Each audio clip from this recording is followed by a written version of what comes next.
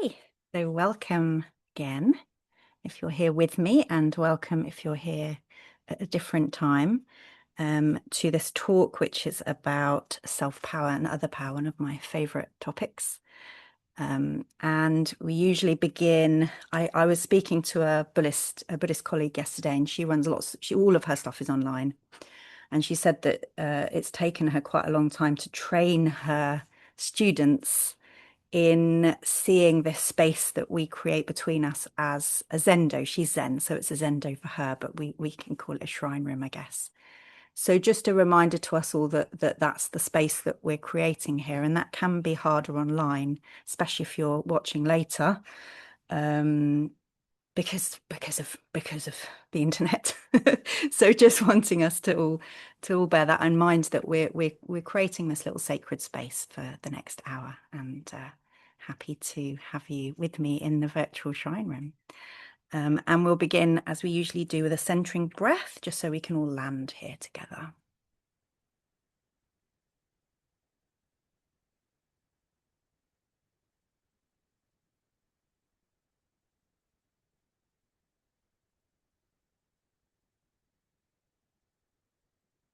Thank you. So, other power. I'm going to say something now that I don't think applies to. Oh, somebody's just arrived. Hi, Alia. Lovely to see you. Welcome. I haven't started. You came just at the right time. Okay, so I don't think this applies to anyone who's here, but it may apply to people who are watching later. Some of the words, some of the language I use today may be triggering to parts of you, especially if you've had bad experiences with religion or maybe Christianity. So if I use a word that doesn't land for you, it may be the word Buddha, it might be the word God or other power. Please feel free to just kind of make a little internal substitution. So instead of Buddha, you might just want to think of nature or the best of humanity or something that makes sense to you. Um, and yeah, and be curious about any reactions that you do have. I think if you don't have any reactions at all to a talk, then it's probably probably needs to be a bit more edgy. Um, so I wanted to start by really, this won't be a surprise to people that know me, but just by naming that I am a very self-power person. And I'll go on to talk about what self-power and other power mean.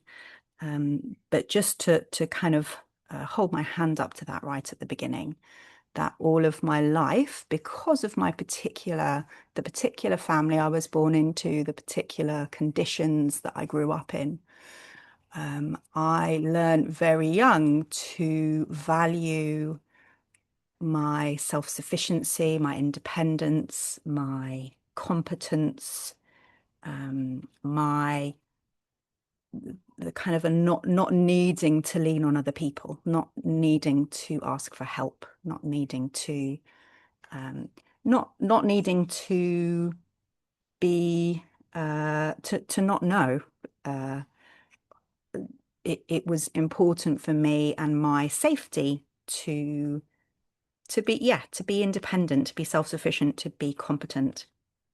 And so it was a massive surprise to me to find myself so interested in and blessed by other power. So yeah, you might want to think about where you are on that scale, especially as we carry on and talk about the different ways of doing things. And also not just me, but our culture. Most of us live in a culture that's very individualistic. Self-sufficiency is praised, um, and I think that a lot of people take comfort in the idea that they can keep themselves safe, that they don't have to rely on other people. So that's the context within which we're having this discussion. And I think especially in the UK, I think I might be wrong, Paul, but I think that in America there's more of a an interest in or a comfortability with other power, maybe because of Christianity, I don't know. But certainly us Europeans like to stay very self-sufficient. So what is self-power? Let's begin there.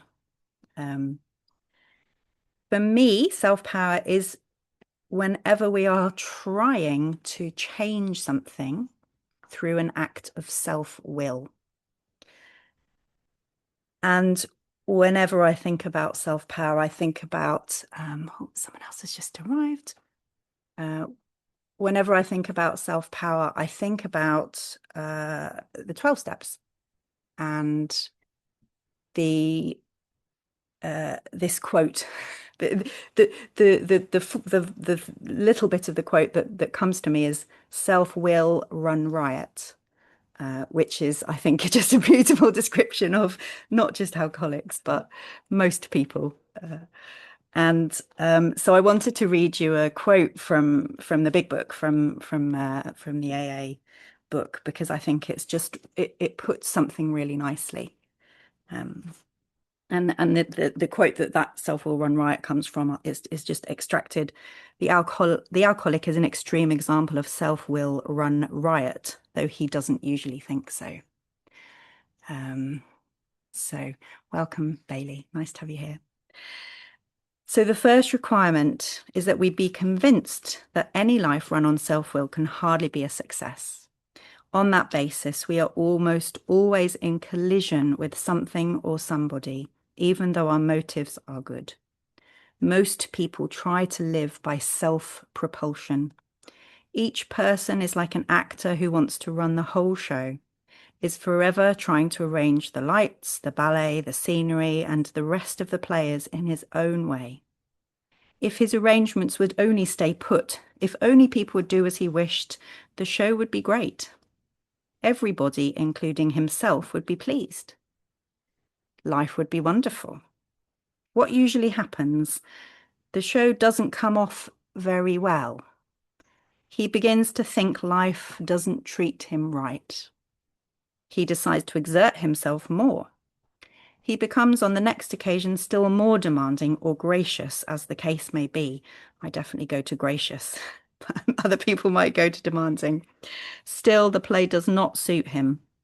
Admitting he may be somewhat at fault, he is sure that other people are more to blame. He becomes angry, indignant, self-pitying. What is his basic trouble? Is he not really a self-seeker, even when trying to be kind?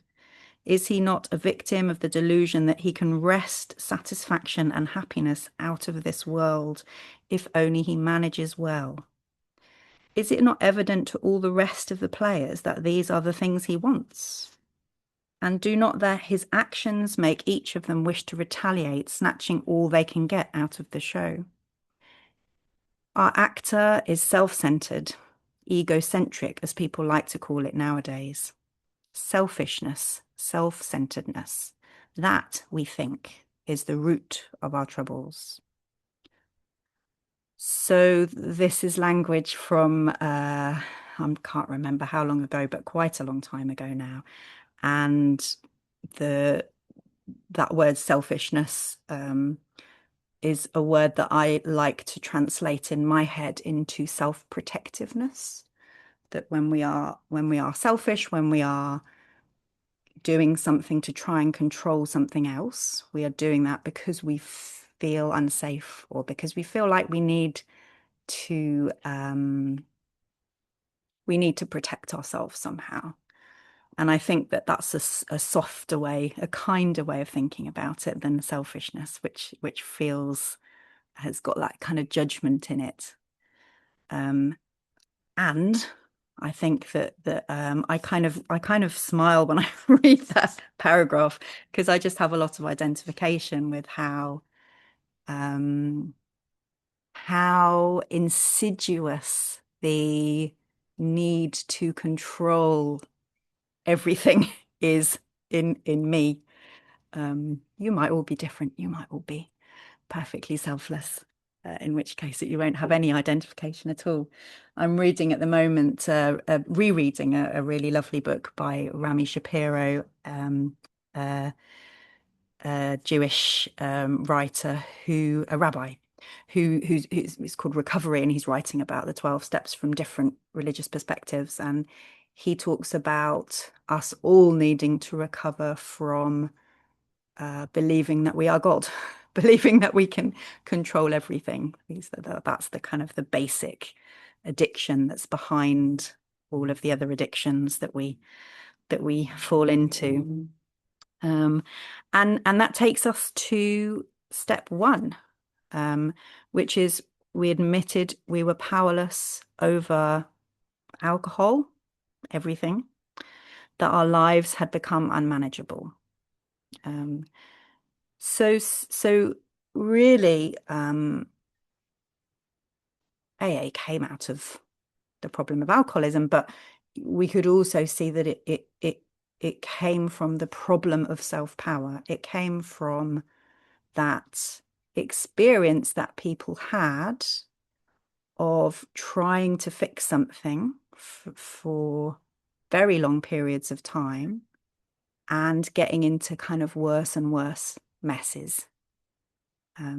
And I think that that's why there's such wisdom, in my experience, from that program or from the people that have practiced that program for a long time, because they really get the limits of self-power, that they get that in a really tangible way, and often, an extremely painful way.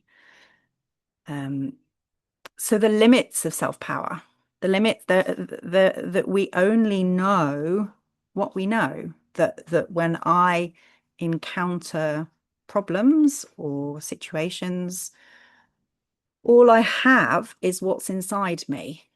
And what's inside me has over time formed in a particular way that that that was necessary to keep me safe.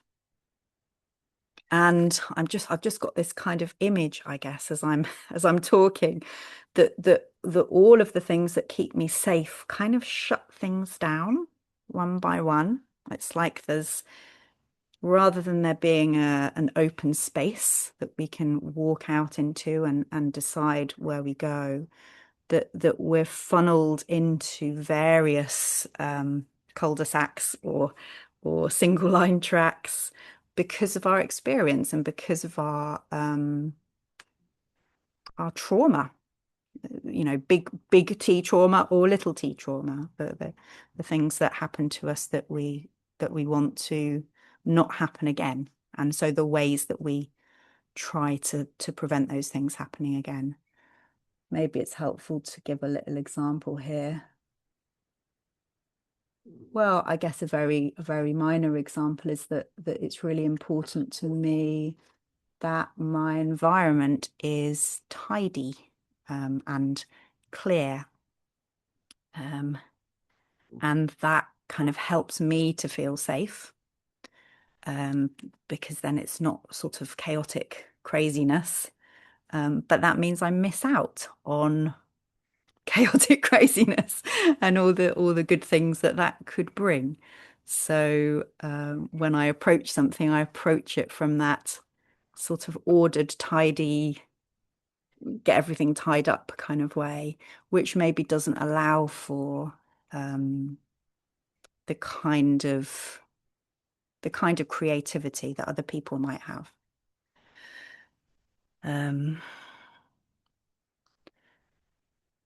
And as well as the limits that are in us because of our childhoods, we're also limited by our parents and our parents' childhoods and their parents' childhoods and, ancestors stretching back and back and back and back. And we're also limited by our culture, the people that we are around. So there's all these things that both keep us safe and limit us. I guess it's maybe a little bit like a suit of armor. I don't know what it's like to wear a suit of armor, but when I see it, I just think, how can you even get around in it? The heaviness of it, the sort of the rigidity of it, that we've all got our own. There's like a jean suit of armor and a Paul suit of armor and a Clatty suit of armor that are all shaped for us and allow us to do certain things, but not other things. So, what is other power? So, other power is a phrase that you will hear a lot within the world of Pure Land Buddhism, and not necessarily other forms of Buddhism. And within the world of 12 steps, you'll hear the word higher power. Um, and I guess that it's one of the reasons why it felt like it was right for me to do this talk from the edge of my house today. I'll let people see the outside if you haven't seen it. It's very so that there's something about other power which it's like it's out there. It's not just in here.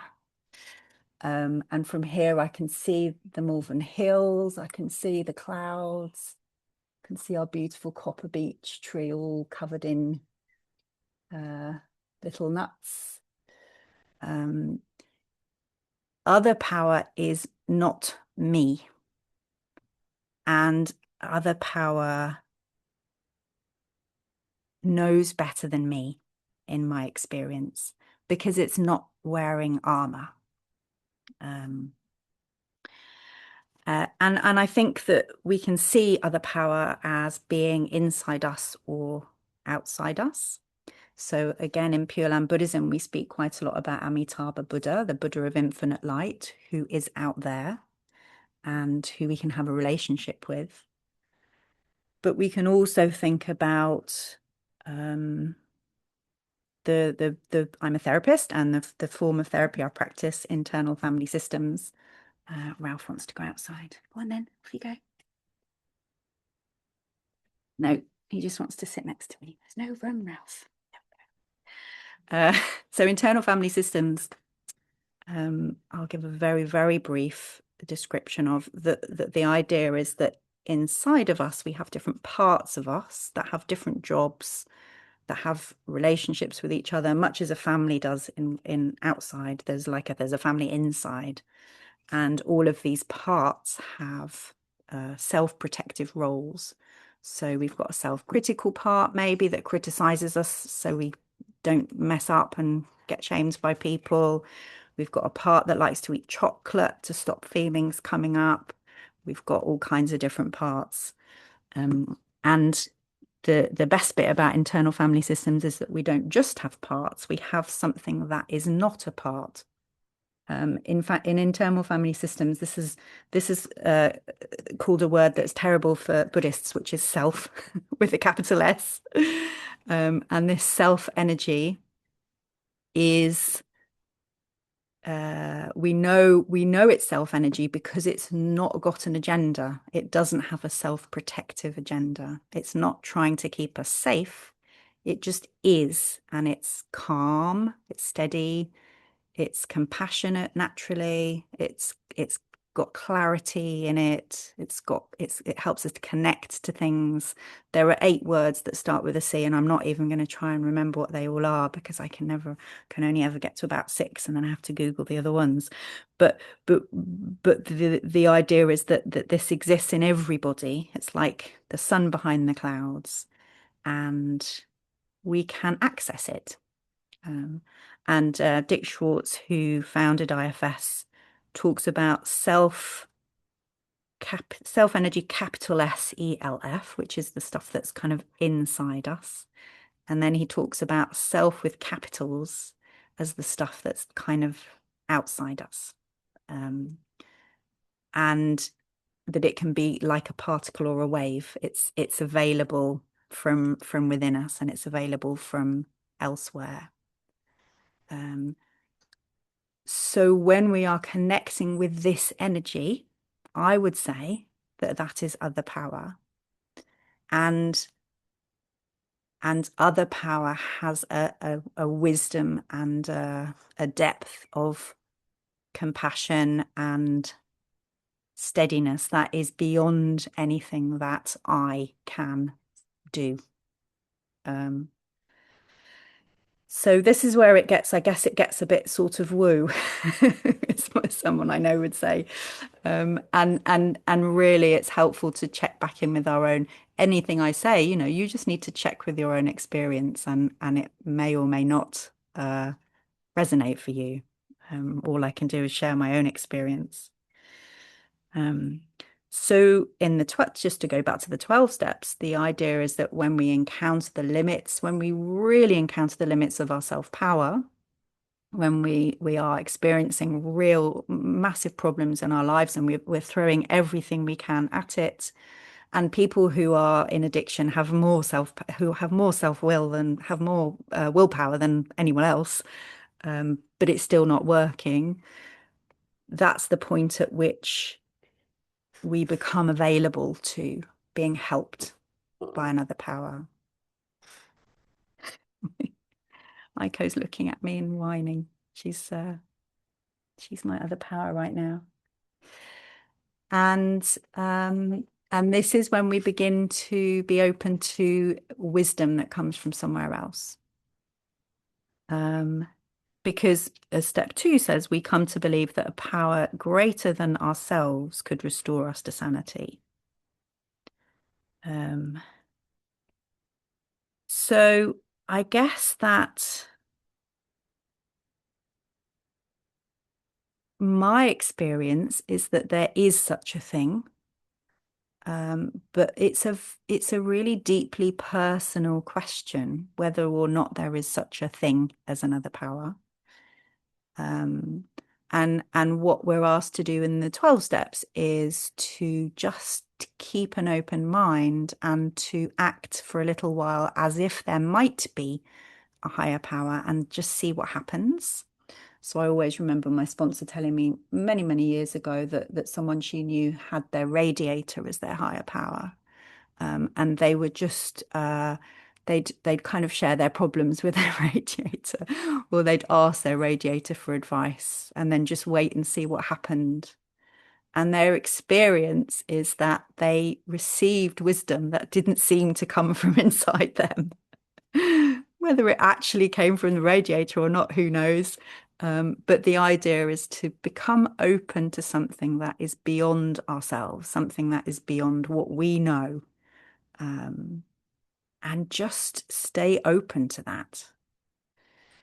Probably my biggest experience of thinking that I knew best about something. And if you've been to practice within the past 2 years, you've heard about this till the cows come home already. So sorry, Jean.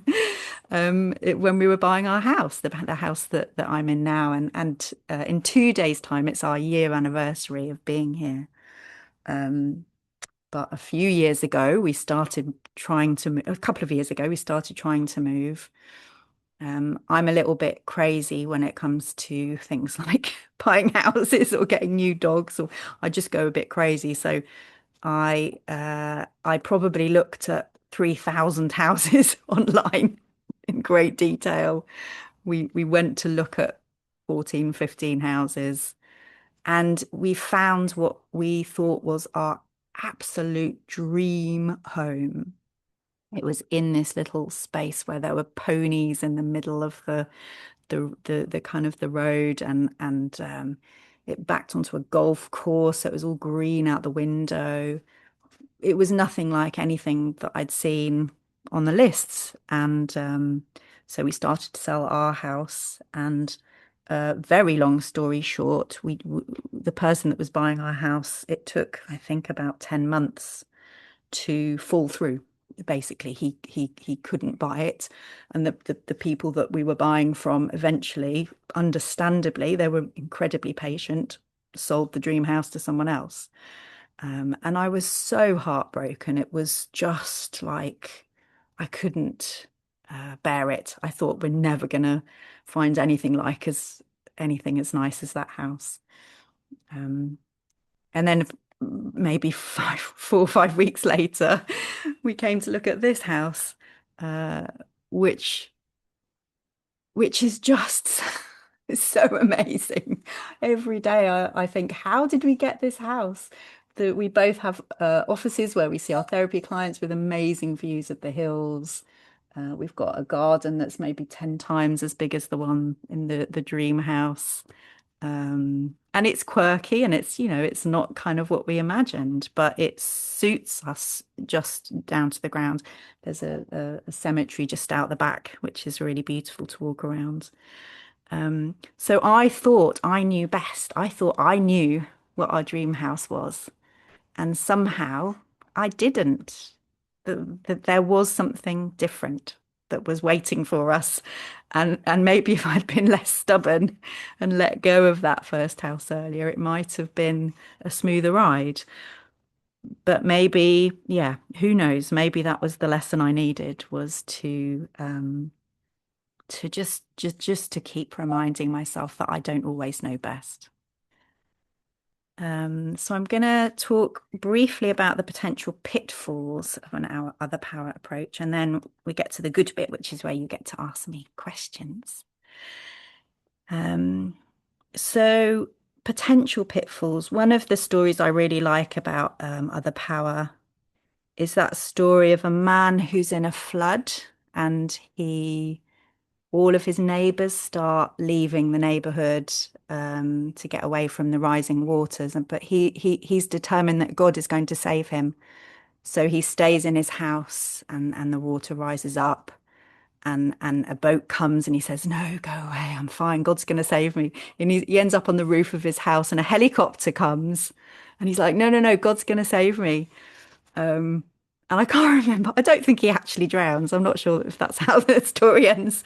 But he says he doesn't get saved by God, and he says to God, "What's going on?" And God said, "I sent you a helicopter." Like, what are you doing? So so there's a danger that if we put all of our faith into another power, we might fall into this trap of thinking that we don't have to do anything, that it's all going to be sorted out for us. That is not the way I understand that it works.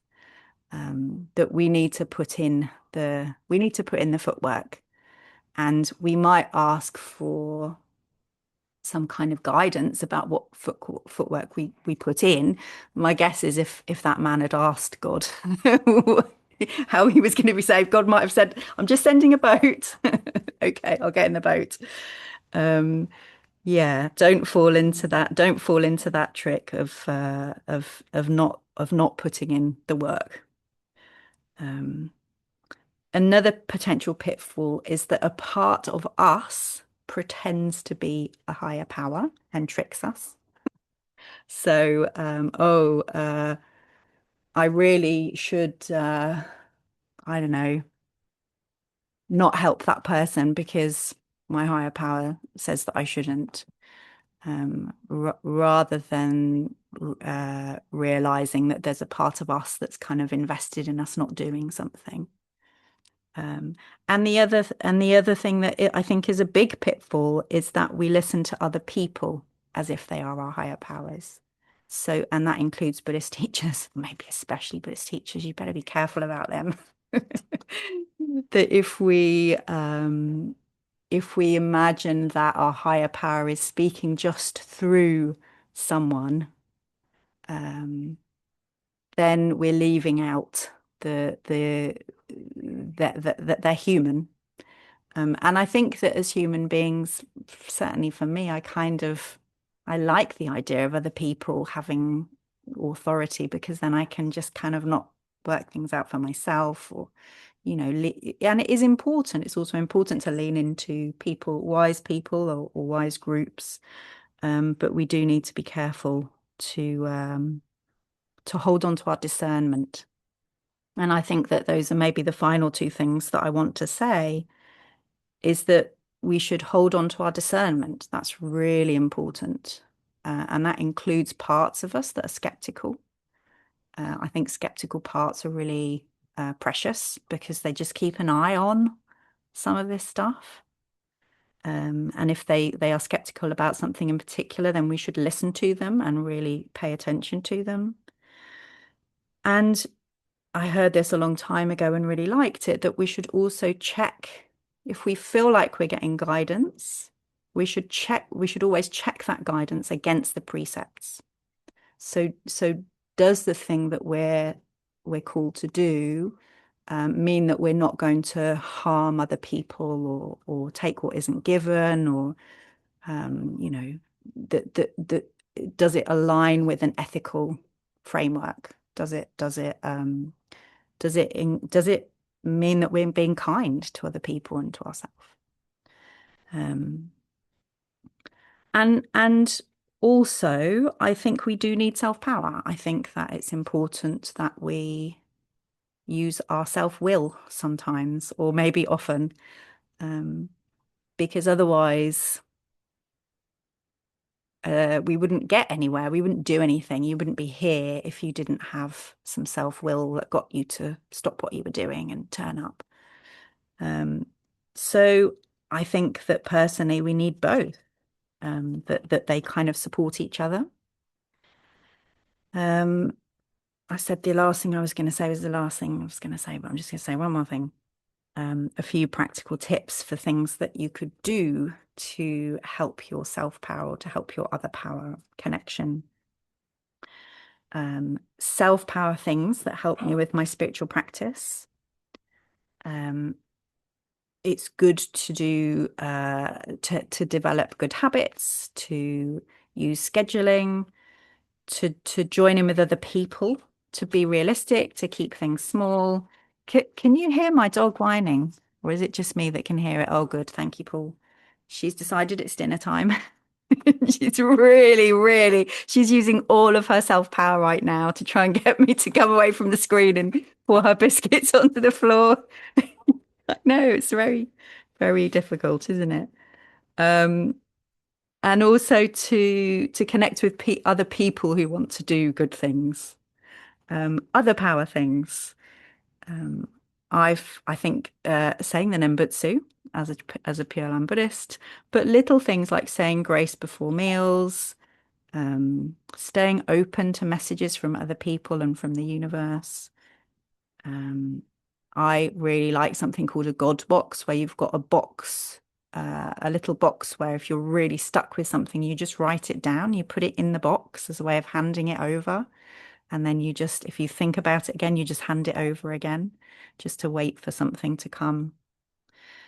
And also, we don't need to worry about any of that, because Amida's love, nature's love, wherever you want to see it as coming from, is working on us all the time. And I'll just finish with one of the wasans from Shinran's writing. The light of compassion illuminates us from afar. Those beings it reaches, it is taught, attain joy of Dharma. So take refuge in Amida, the great consolation. So thank you for listening so patiently to me. Aiko's licking my left hand now, which seems to be stopping her from whining. So that hopefully will work for a while.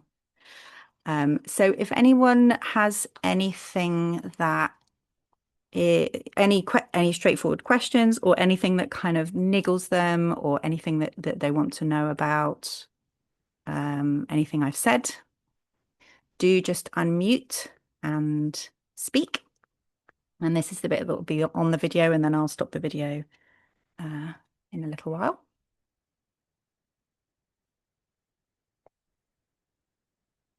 No such thing as a silly question. I'll come in if I may, Satya. Please do, Ian. Many years ago, I came across an expression which actually totally spoke to me about what other power was. And so I'll just say it now very briefly. There is no self-power. There is no other power. There is only other power with a capital O and a capital P. Because the problem is, if we try to attain other power. It's just self-power operating in another slightly more subtle way. So for me, I tend just to wait for other power, or I try, even that's self-power, of course. But I try to be open to other power just happening. And it either happens or it doesn't happen, but that's other power for you. Anything else is self-power. Anyway, I thought I'd Thank just you. throw that into the mix. Thank you, Ian, and Mm, you, and that's a really big topic of debate within Pure Land Buddhist circles. Is there even ever is there such thing as self-power? We mm, think it's self-power, mm, but is mm. it? Yeah, indeed. Um, Mm, and yeah, it's an interesting question, isn't it? mm. And It this is. idea that that even when we say Nembutsu, it's, you know, Mm, even when we say the name of the Buddha, it's because of the causes and conditions that have led mm, us here, which is really nothing to do with mm. us. So Right. that there's just a gratitude that we receive rather Yeah. than feeling that we've had anything to do with anything, anything at all, anything good at all. I must say, Yeah. when I say the Nembutsu, I say it out of remembrance, just to remind myself, and Mm, out of gratitude. Um, but that's the whole point about the Nembutsu, isn't it? It just happens. yeah, People say it or they don't say it. But underneath that is the underlying absolute assurance that I, whatever that I is, always has been and always will be in Amida's Pure Land. absolutely. And so the Nembutsu is just a sense, a reminder to me of that is the case. It's already true. Mm, Yeah, yeah. yeah. Mm, Yeah, mm, wonderful. And it's mm, lovely to hear your faith as you speak mhm, that also communicates mm, that. And yeah, I don't think people always are in that place of faith, mm, but mm. I guess that even if we've had a glimpse of something that is looking after us, then we can at least remember that we felt it once. Absolutely. Yeah, Mm, yeah. Thank you. yeah. Thanks for Thank you, sharing. Satya. Thank you. Anyone else have anything they want to ask or say?